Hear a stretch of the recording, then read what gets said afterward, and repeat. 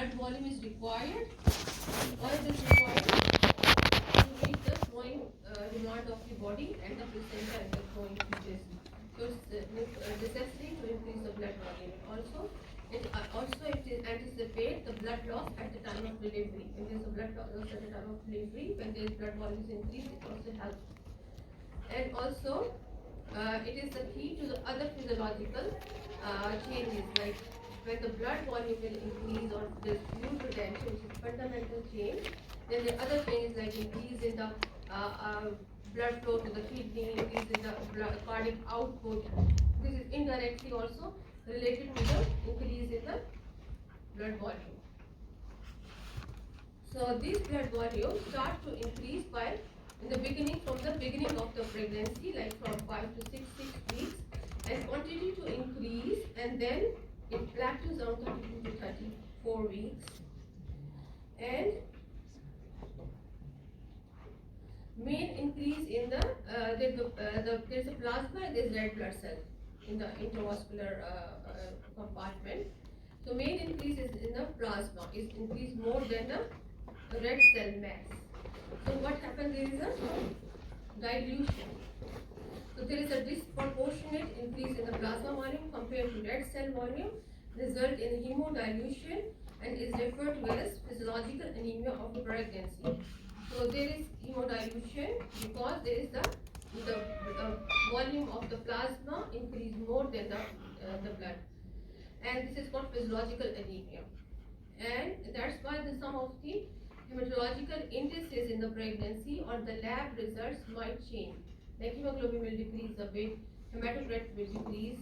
Similarly, other physiological changes, urea and creatinine will decrease because of the increase in the GFR. And WBCs increase from a little bit. Platelets remain same. And some of the coagulation factors like pro-coagulant factors are all increased, fibrinogen and all other. So there are some changes also occur in the lab results. So it's important, if you know the physiological changes, you can interpret those lab results as well. So due to physiological anemia, there is a decrease in hematocrit and decrease in the hemoglobin. So cardiovascular system, there is about 40% increase in the cardiac output, which also begin to increase from the beginning of the pregnancy, and it increase its maximum at 20 to 24 weeks of gestation. Heart rate increased by 10 to 15 beats per minute. Stroke volume increased about 20 to 30%, and it also peaks around 20 weeks. Blood pressure either decreased in the pregnancy or remains the same physiologically. PET or increase in blood pressure is a pathological thing, preeclampsia. But physiologically, usually the blood pressure decrease in the pregnancy or remain the same. Usually the blood pressure, there is a more decrease in the diastolic blood pressure, like 10 to around 15 beats per minute. Diastolic is decreased more than the systolic blood pressure. And this decrease in the blood pressure is mainly due to decrease in the peripheral resistance. In pregnancy, the peripheral vascular resistance declined or decreased markedly, could be due to the alteration in the formation of the vasodilators and vasoconstrictors, which affect the vascular tone. So more by vasodilators, that's why maybe the peripheral vascular resistance decreased markedly in pregnancy, and this is the reason why the blood pressure decreased. And especially because this is maximum around 24, mid after 20 weeks, like mid trimester, 25, 26, like that trimester. The blood pressure, they usually have very low blood pressure in the physiologically. Sometimes the patient, they do ask that I feel dizzy, or when the nurses take the blood pressure and they found the blood pressure is 90/60, and they ask why my blood pressure is so low. So it's physiologically to have a low blood pressure in that time of the pregnancy. And near term, it start to increase and come to the baseline in the third trimester. So as I told already, the diastolic and the systolic blood pressure decrease maximum from at 20 to 24 weeks, and then after that it comes to normal. Heart rate increase by 10 to 15 beats, and stroke volume and cardiac output increase, and it also reaches maximum at around 24 weeks. I'm sorry. So what are the mechanical circulatory effect of the enlarging uterus? The enlarging uterus, when it compresses the inferior vena cava, it causes the fall in the venous return and cardiac output. Because the uterus is, when it's enlarging, it will compress on the. When it is compressed, what will happen? The venous return from the legs, it will decrease, and then cardiac output. So this can result in supine hypotension, especially when the women lie on her back or supine position. That's why we usually ask them, discourage them or to lie supine when they cannot. If they lie on their back straight, it can result in decrease in the blood pressure, and sometimes some patients, most of the people, if there is a compensatory rise in the peripheral vascular resistance, and that can compensate, or that can increase the blood pressure, this hypotension. But in some patient, they have like 10% of the patient, they have supine hypotension syndrome, that they feel very dizzy, the blood pressure decrease, they feel nausea, vomiting, dizziness, and syncope. So this is called supine hypotension syndrome. Most of the women they feel, but they don't feel like too much syncope. But some people they can have.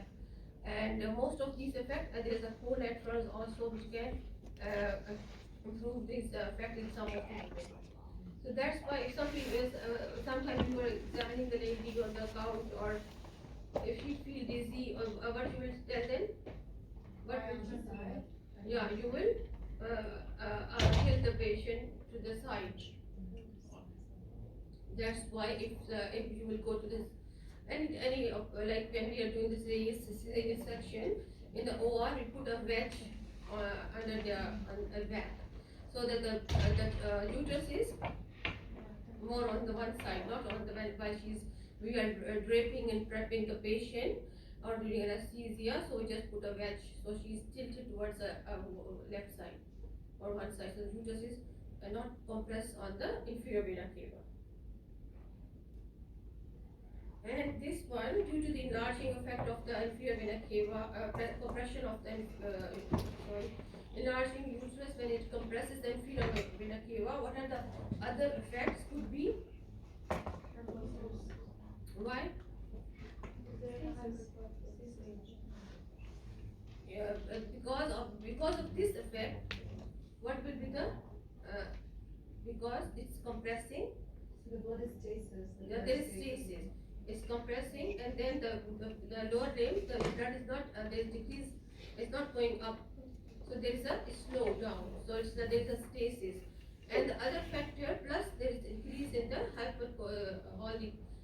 procoagulant factor. So that's why the pregnancy is a hypercoagulable state, and there is increase in the chance of the DVT, which is more in pregnancy.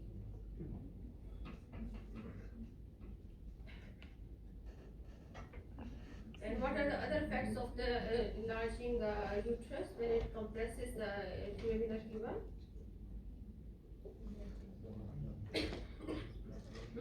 Sorry, doctor. So the preload will be diminished basically to the heart. There is no preload. Yeah, diminished. That's why cardiac. That's why they have hypotension. But when there is a compression, the pressure in the veins which are draining the lower limb and the pelvis increases. increases, increase, and that will lead to hemorrhoids and varicose vein and edema, which is very common in pregnancy. Edema is one of the very common, and they have leg edema. One of the one of the fracture is this one, and the other is this albumin also low. And also this, the women who are predisposed to, who have varicose vein from before, or they are predisposed, or they have hemorrhoids, it will become more worse. You can say that you can give her some symptomatic treatment for hemorrhoid and to avoid constipation, and some and you can tell her that because of the compression, because of the pressure, it is increasing, and it will, after the delivery, it will go back to the normal. So no need to do any active management right now.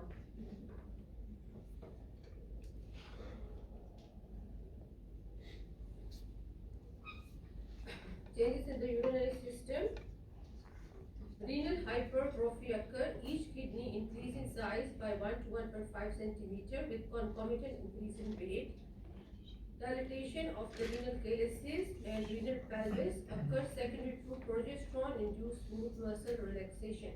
There is a hormone called progesterone which relaxes all the smooth muscles in the body, including the renal, GI, uterus, everywhere.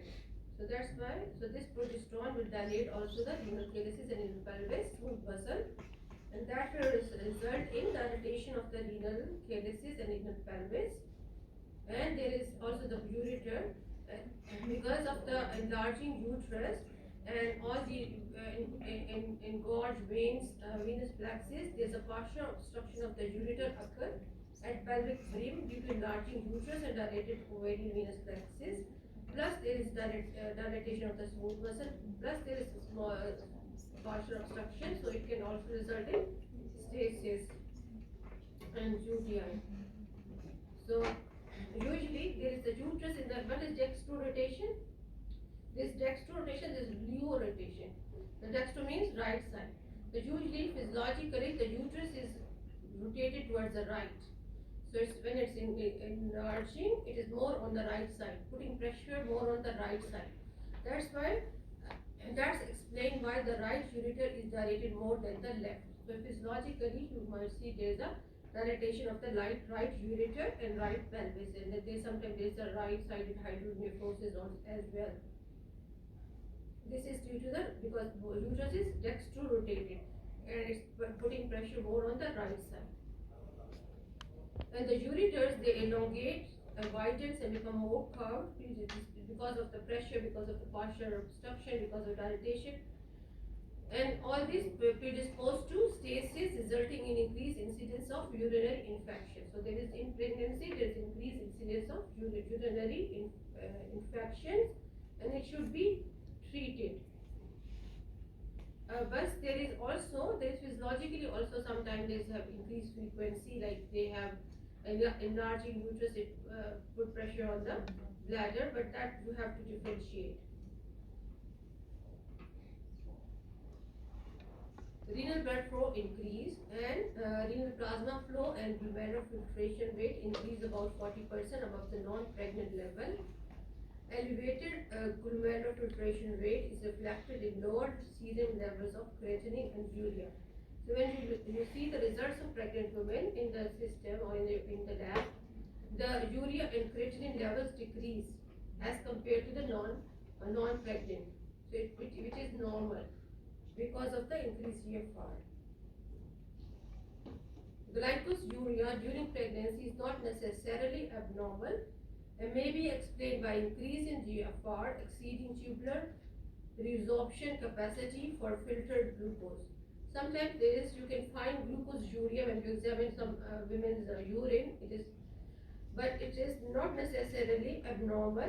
If there is, it doesn't mean that she has diabetes, because it could be physiological. You have to check the blood glucose in order to label her as diabetic. So because sometimes the glucosuria in pregnancy is normal because of increase in GFR exceeding tubular resorption capacity for filtered glucose. Renin level remains elevated throughout the pregnancy. So what are the gastrointestinal changes? Is a very easy. Very. Relaxation of? Yes. Decreased GI motility because of the compression that's happening. Because of the relaxation of the Smooth muscle. smooth muscles. So there is, yes, good. Meaning this because the progesterone also affect on the GI. So the gums become hypertrophic and hyperemic due to increased estrogen. Sometimes they complain of gum bleed. And decrease in the gastrointestinal motility due to effect of progesterone, as we told already. The decreased tone of gastroesophageal sphincter cause reflux. So they have like reflux. They sometimes complain of regurgitation or heartburn, which is very common in the pregnant women. So when they say it, you can tell this is physiological. You can give them some antacid, some remedies, symptomatic treatment, I mean. And also, this makes the general anesthesia more hazardous with increased possibility of regurgitation and aspiration. Because during a general anesthesia, if the woman has taken food like maybe few hours ago, but the gastric emptying will be delayed, and they have regurgitation. So that's why general anesthesia is very hazardous for the pregnant women. Now also during the edema of the larynx and difficult intubation could happen. And increase in incidence of gallstones also due to stasis and smooth muscle relaxation. And also because when the GI tract is not moving, the food will stay for a long time in the GI tract, and what will happen?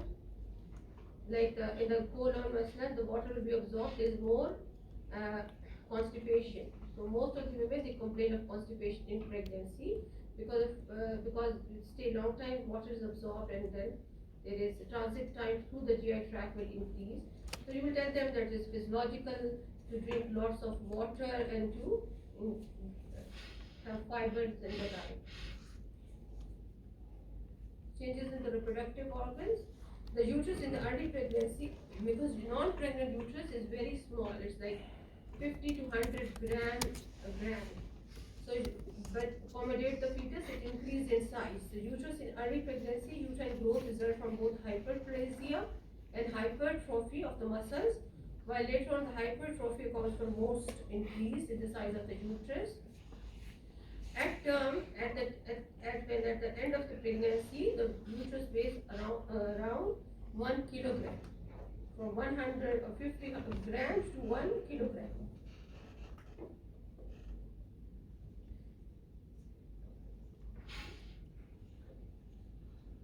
Okay, as the pregnancy advances, the uterus it divides into upper segment and the lower segment.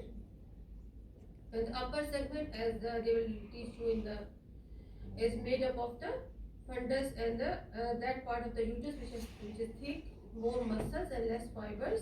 And the lower segment is the part which has less muscles and more fibers.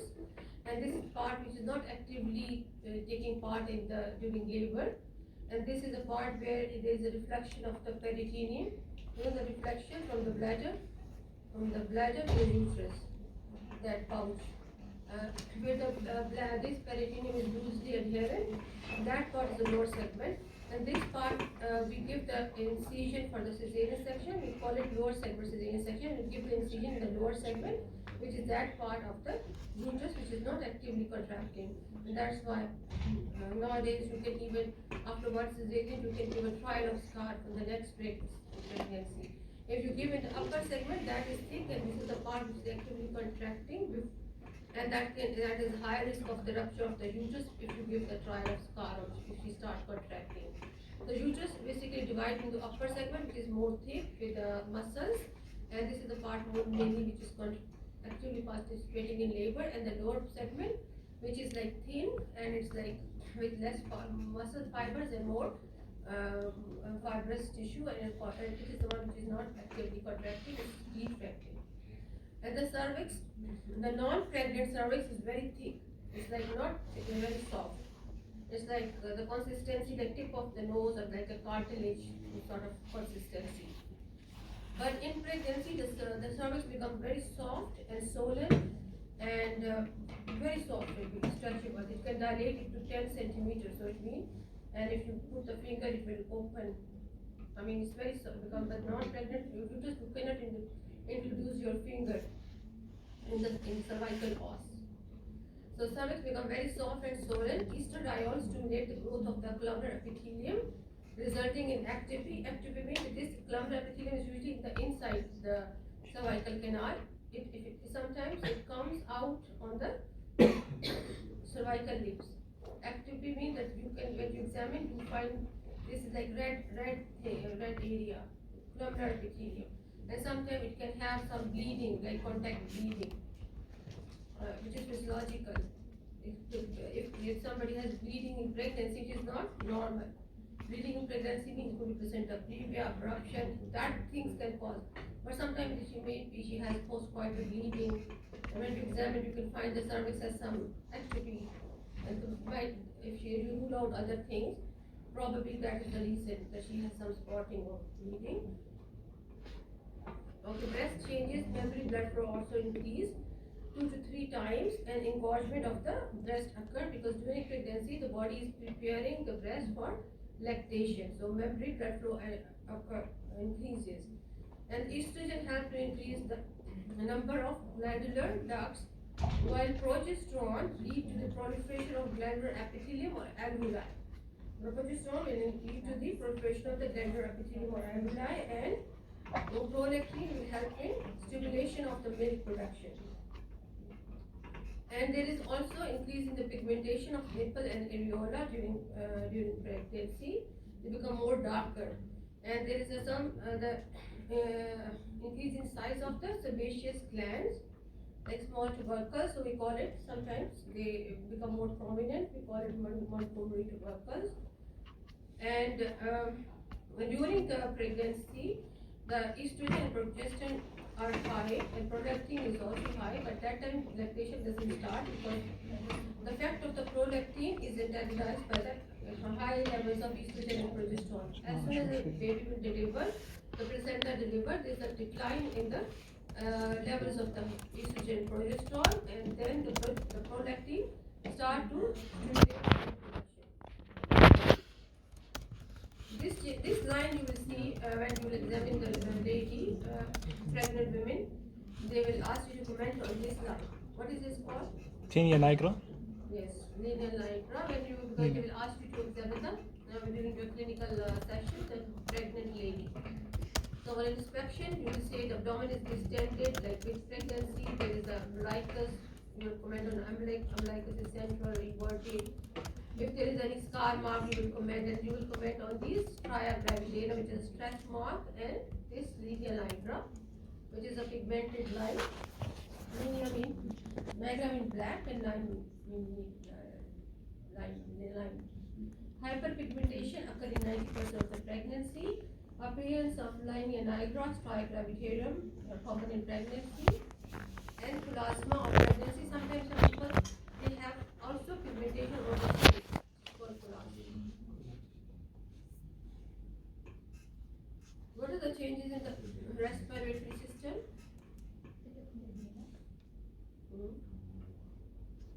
There is mechanical effects. Because of the enlarging uterus, the diaphragm elevates as much as 4 centimeters, it becomes up. And the chest enlarge in transverse diameter. And due to there is a relaxin hormone, not the progesterone, the relaxin hormone. Also, it can relax the ligaments of the subcostal angle, and it increase the angle of subcostal angle from 68 to 103. Respiratory muscle functions are not affected. So due to the elevation of the diaphragm, it decreases the volumes of the lung in the resting state, and to reducing the total lung capacity by 5% and functional residual capacity by 20%, but the pressures remain the same. And functional residual capacity decrease. This is the amount of air which is present in the lung at the after the resting after the expiration at the resting level. So because the elevation of the diaphragm, that will decrease also. And vital capacity does not change. Minute ventilation is increased. Tidal volume is increased. Tidal volume is the amount of air in and out of the lung per breath is increased, and minute ventilation is the amount of air coming in and out of the lung per minute. So minute ventilation is actually the sum of tidal volume and respiratory rate. Since the tidal volume is increased, and that's why the minute ventilation also increased. Respiratory rate is unchanged. So these are some of the same things, like respiratory rate no change, tidal volume increase, expiratory reserve volume increase, and we talked about functional residual capacity also decrease, minute ventilation and tidal volume both increase. So what are the also the total, because of the metabolism increase, the total body oxygen consumption increased by 20% in pregnancy. Most of the oxygen is used for the extra metabolic work of the body, plus for the growing need of the placenta and the baby. Progesterone also acts as a respiratory stimulant, and central chemoreceptors become more sensitive to carbon dioxide. Because of that, it increases the alveolar ventilation and increased tidal volume, increased amount of air per breath. So this leads to what happened? The decrease in the partial pressure of the carbon dioxide. If there is decrease in the partial pressure of carbon dioxide, there is slightly increase in the partial pressure of oxygen. Then, yeah, that's why to compensate it, because usually the carbon dioxide will combine with water and it forms carbonic acid. When the carbon dioxide will decrease, to prevent this alkalosis, the buffering mechanism of the body will come into action, and there is a hormone or the enzyme called carbonic anhydrase, which split the carbonic acid into hydrogen and bicarb. The bicarb will be excreted by the kidney. In the pregnancy, the excretion of the bicarb increase markedly, and the hydrogen will restore the pH. So normal at the end effect is normal arterial blood gas value remains the same. So after all those things, what are the common signs and symptoms of pregnancy? Nausea. Yes, nausea. Nausea, vomiting, what we will call it morning sickness, and this is due to the Progesterone hormone, effects. HCG. And what else? Constipation. Yeah. The most important, the first sign is secondary amenorrhea. It means that she will miss her period. So any women of reproductive age group, if she misses her period or she's complained of secondary amenorrhea in the exam, if they this lady 25 years old with she missed her periods and she has some hormonal disturbances or whatever story. So the first thing is we have to rule out pregnancy. So in any reproductive age group, if anybody misses the periods, you have to rule out pregnancy. Even if there could be other reasons for amenorrhea, could be, but the common thing, always think about the common things first. So very important to rule out the pregnancy. So first of all, she will miss her period, which is we call it secondary amenorrhea. After that, she said morning nausea, vomiting, morning sickness. Then somebody said constipation. What else? Breast tenderness, engorgement. Increase in the abdomen. abdominal, after 12 weeks, the abdomen will start to, Distend. before 12 weeks, the uterus is in the pelvis. You cannot palpate on the abdomen. After that, it becomes abdominal organ. And then you can tell there is some mass in the abdomen. Okay. Constipation, varicose veins, hemorrhoids, we told you. What else? Backache, leg swelling, edema. Hyperemesis. Hmm? Hyperemesis. Yeah, hyperemesis. Hyperemesis is, what is hyperemesis? Vomiting and nausea. Yeah. That is different. The normal is nausea, vomiting, or morning sickness. This is normal that they have vomiting or nausea. I mean, 2 times a day. Hyperemesis is a condition in which they cannot tolerate anything.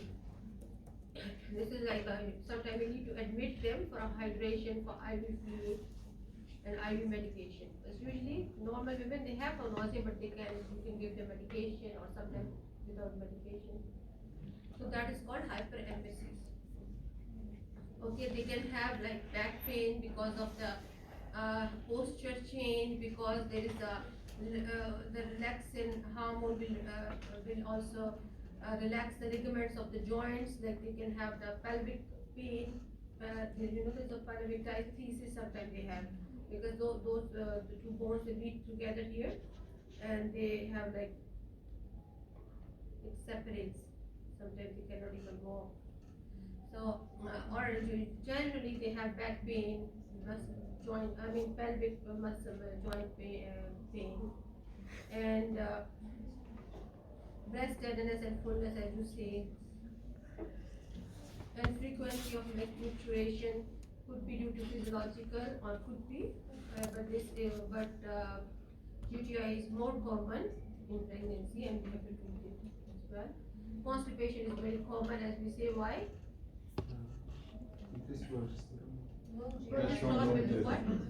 Vasodilation of the smooth muscles. What? How is constipation is common? I think because of increasing progesterone. Your progesterone will do what? Vasodilate smooth muscle. Relaxation. Yeah. Of smooth muscle. Of the smooth muscle of all the body, and if GI do especially on GI, the smooth muscle will relax. Then what will happen? The motility will decrease. So the food will stay long time in the GI tract. The water is absorbed. So mostly they have constipation. And hemorrhoids, we said hemorrhoids become more prominent. Why? Because of again.